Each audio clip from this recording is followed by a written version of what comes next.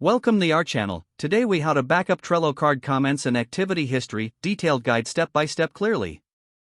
To backup Trello card comments and activity history, start by opening your Trello board.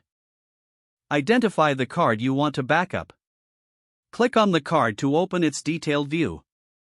Scroll down to the comments section.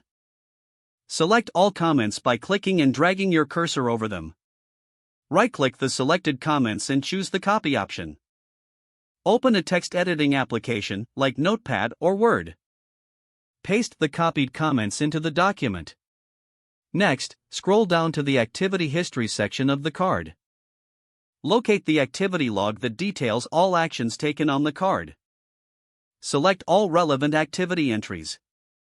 Again, right-click and choose the copy option. Return to your text editing application. Paste the copied activity history into the same document. Review the document to ensure all comments and activities are included. Save the document with a clear name, indicating the card title and date. For a more comprehensive backup, consider exporting your board. To do this, navigate to the board's menu on the right side. Click on Show Menu. Select the More option. Choose Print and Export. Then click on Export JSON. This file will contain all information, including comments and activity.